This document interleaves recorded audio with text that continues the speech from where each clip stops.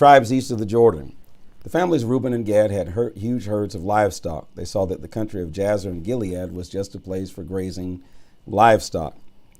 And so they came, the families of Gad and of Reuben, and spoke to Moses and Eleazar the priest and the leaders of the congregation, saying, Torath, Dibon, Jazer, Nimrah, Heshbon, Eliah, Sebam, Nebo, and Beon, the country that God laid low before the community of Israel, is a country just right for livestock, and we have livestock.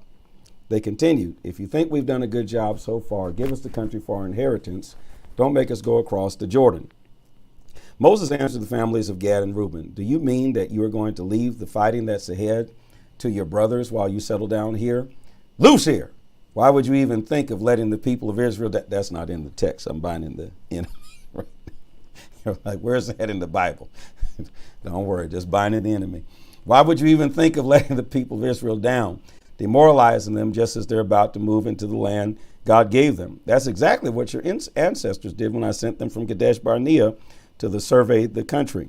They went as far as the valley of Eshcol, took one look and quit. They completely demoralized the people of Israel from entering the land God had given them, and God got angry. Oh, did he get angry? He swore they'll never get to see it. None of those who came up out of Egypt, who were 20 years and older, will ever get to see the land that I promised to Abraham, Isaac, and Jacob. They weren't interested in following me. Their hearts weren't in it. None except for Caleb, son of Jephunneh, the Kenizzite, and Joshua, son of Nun. They followed me. Their hearts were in it. God's anger smoked against Israel. He made them wander in the wilderness for 40 years until that entire generation that acted out evil in his sight had died out. And now here you are, just one mob of sinners stepping up to replace your ancestors, throwing fuel on the already blazing anger of God against Israel. If you won't follow him, he'll do it again. He'll dump them in the desert, and the disaster will be all your fault. They came close to him and said, all we want to do is build corrals for our livestock and towns and our families, and we'll take up arms and take the front lines, leading the people of Israel to their place. See, Moses, you're always getting upset. We'll be able to leave that's what got you in trouble in the first place. We'll be able to leave our families behind, secure and fortified towns, safe from those who live in the land. But we won't go back home until every Israelite is in full possession of his inheritance. We won't expect any inheritance west of the Jordan. We are claiming all our inheritance east of the Jordan. Moses said, if you do what you say, take up arms before God for battle, and together go across the Jordan, ready before God to fight until God has cleansed his enemies out of the land, then when the land is secure, you will have fulfilled your duty to the God of Israel. Then this land will be yours to keep before God. But if you don't do what you say, you will be sinning against God. You can be sure that your sin will track you down. So go ahead, build towns for your families and corrals for your livestock. Do what you've said you do. The families of Gad and Reuben told Moses, we will do as our master commands. Our children and wives and flocks and herds will stay behind here in the towns of Gilead. But we, every one of us, fully armed, will cross the river to fight for God, just as our master has said.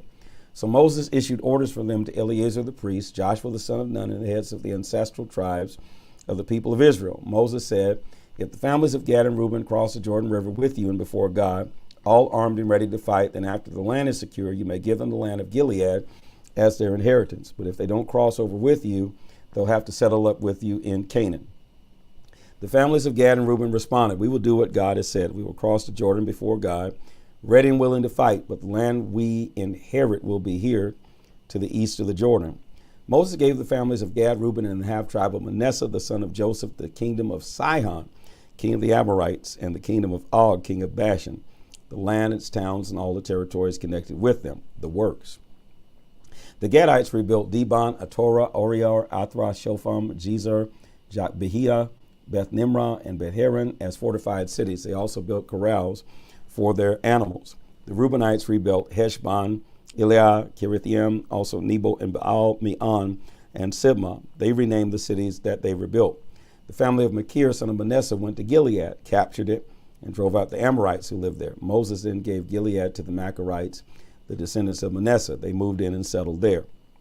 Jair, son of Manasseh, captured some villages and named them Havath Jair, meaning Jair's tent camps. Nobah captured Kena and its surrounding camps. He renamed it after himself, Nobah.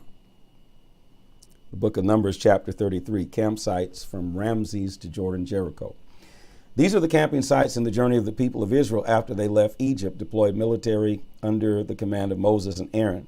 Under God's instructions, Moses kept a log of every time they moved camp by camp. They marched out of Ramses the day after the Passover. It was the 15th day of the first month. They marched out heads high and confident. The Egyptians, busy bearing their firstborn whom God had killed, watched them go. God had exposed the nonsense of their gods. The people of Israel left Ramses and camped at Succoth, left Succoth and camped at Etham at the edge of the wilderness, left Etham, circled back to Pi-hahiroth, east of Baal-Zephon, and camped near Migdol, left Pi-hahiroth and crossed through the sea into the wilderness. 3 days into the wilderness of Etham, they camped at Marah. Left Marah and came to Elam, where there were 12 springs and 70 palm trees. They camped there. Left Elam and camped by the Red Sea. Left the Red Sea and camped in the wilderness of Sin. Left the wilderness of Sin and camped at Dophkah. Left Dophkah and camped at Alush. Left Alush and camped at Rephidim, where there was no water for the people to drink. Left Rephidim and camped in the wilderness of Sinai. Left the wilderness of Sinai and camped at Kibroth Hattava. Left Kibroth Hattava and camped at Hazeroth. Left Hazeroth. Woo, they were really going around in circles in that wilderness. Jesus. All because of their lack of faith and trust in God. Left Kibroth Hattava and camped at Hazeroth. Left Hazeroth and camped at Rithmah. Left Rithmah and camped at Rimmon Perez. Left Rimmon Perez and camped at Libnah.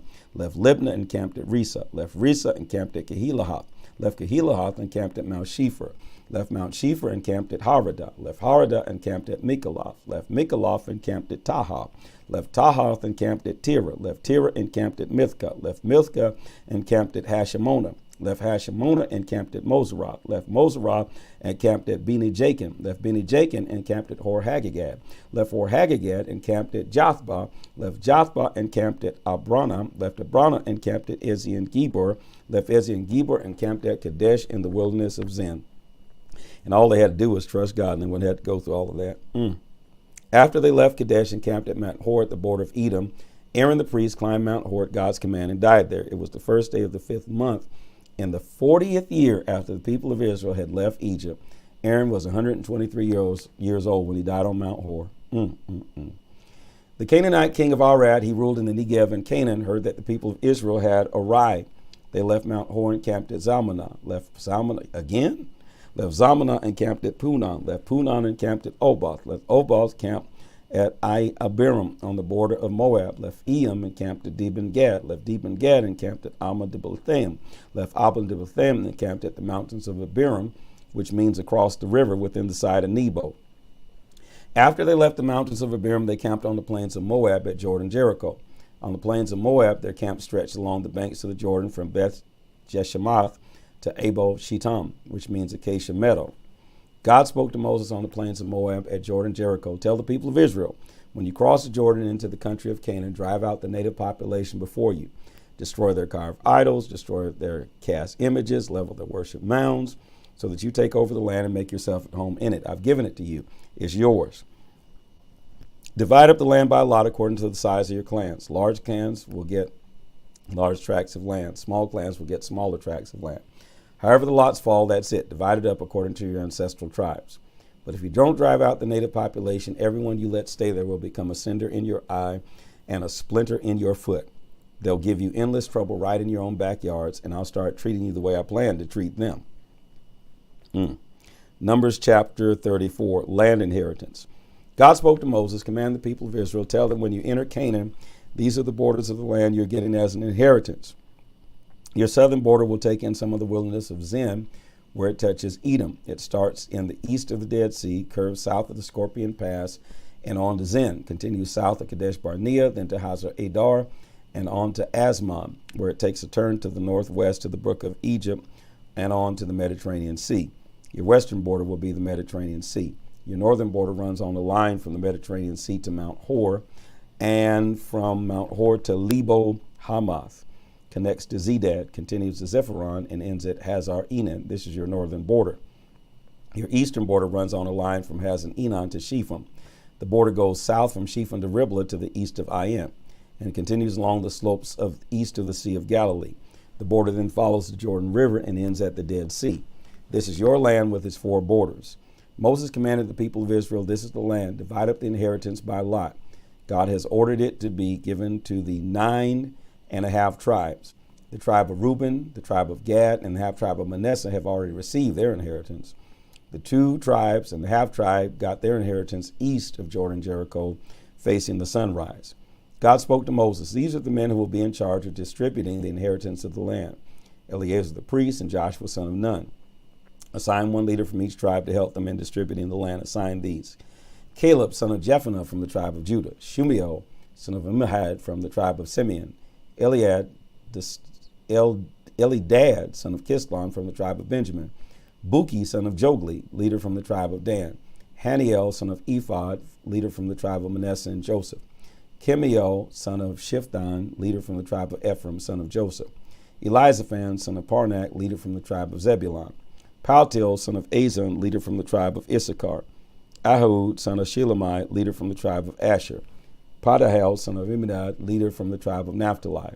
These are the men commanded to hand out the assignments of land inheritance to the people of Israel in the country of Canaan, the blood of Jesus. Numbers chapter 35, cities for Levites and asylum cities. Then God spoke to Moses on the plains of Moab at Jordan Jericho. Command the people of Israel to give the Levites as their part of the total inheritance towns to live in. Make sure there's plenty of pasture around the towns, and they will be well taken care of with towns to live in and pastures for their cattle, flocks, and their livestock. The pasture surrounding the Levites' towns is to extend 1,500 feet in each direction from the city wall. The outside borders of the pasture are to measure 3,000 feet on each of the four sides, east, south, west, and north, with the town at the center. Each city will be supplied with pasture. Each of these towns that you give the Levites will be asylum cities to which anyone who accidentally kills another person may flee for asylum. In addition, you will give them 42 other towns, 48 towns in all, together with their pastures. The towns that you give the Levites from the common inheritance of the people of Israel are to be taken in proportion to the size of each tribe. Many towns from a tribe that has many, few from a tribe that has few. God spoke to Moses, speak to the people of Israel. Tell them, when you cross the river Jordan into the country of Canaan, designate your asylum cities, towns in which a person who accidentally kills someone can flee for asylum. They will be places of refuge from the avenger so that the alleged murderer won't be killed until he can appear before the community in court. Provide 6 asylum cities. Designate 3 of the towns to the east of the Jordan, the other 3 in Canaan proper. Asylum cities for the people of Israel, for the foreigner and for any occasional visitor or guest. 6 asylum cities to run to for anyone who accidentally kills another. But if the killer has used an iron object, that's just plain murder. He's obviously a murderer, must be put to death. Or if he has a rock in his hand big enough to kill and the man dies, that's murder. He is a murderer and must be put to death. Or if he's carrying a wooden club heavy enough to kill and the man dies, that's murder. He's a murderer and must be put to death. In such cases, the avenger has a right to kill the murderer. When he meets him, he can kill him on the spot. And if out of sheer hatred a man pushes another from one ambush, throws something at him and he dies, or angrily hits him with his fist and kills him, that's murder. He must be put to death. The avenger has a right to kill when he gets him. If, however, he impulsively pushes someone and there is no history of hard feelings, or he impetuously picks up something and throws it, or he accidentally drops a stone tool, a maul or hammer, and it hits and kills someone he didn't even know was there, and there's no suspicion that there was bad blood between them, the community is to judge between the killer and the avenger following these guidelines. It's the task of the community to save the killer from the hand of the avenger. The community is to return him to his asylum city to which he fled.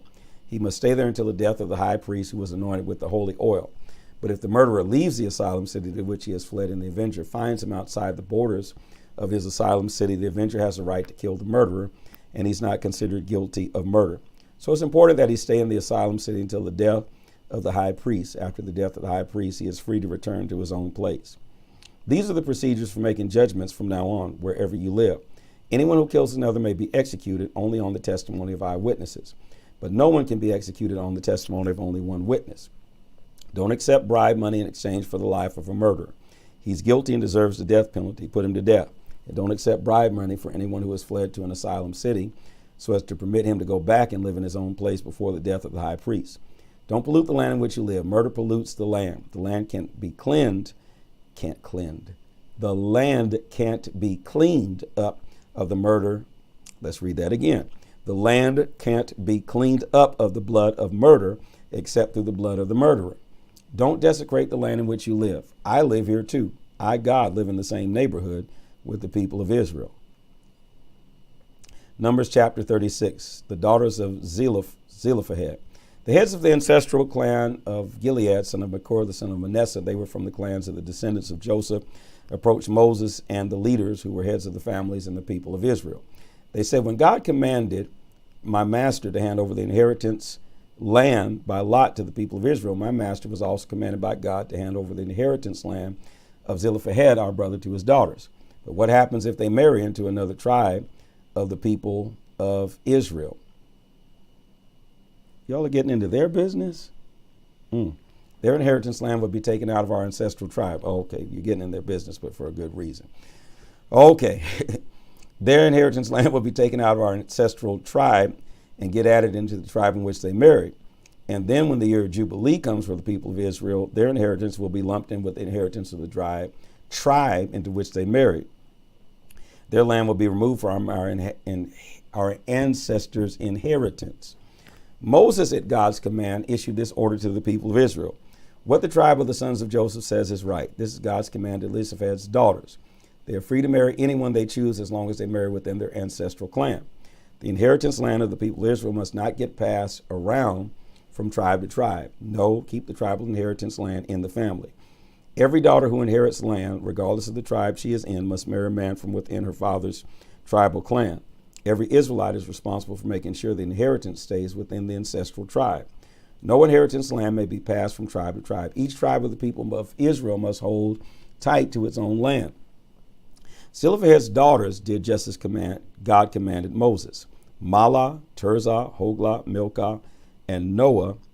I still don't understand why that woman is named Noah.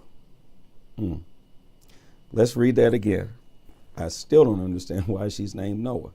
Mahlah, this is a lady named Noah. Mahlah, Tirzah, Hoglah, Milcah, and Noah. Zelophehad's daughters all married their cousins on their father's side. Jesus, have mercy. They married within the families of Manasseh, son of Joseph, and their inheritance lands stayed in their father's family. These are the commands and regulations that God commanded through the authority of Moses to the people of Israel on the plains of Moab at Jordan, Jericho. This is the word of the Lord, but truly I thank God for Jesus that we are under grace and not under that. Thank God for Jesus. I say it again.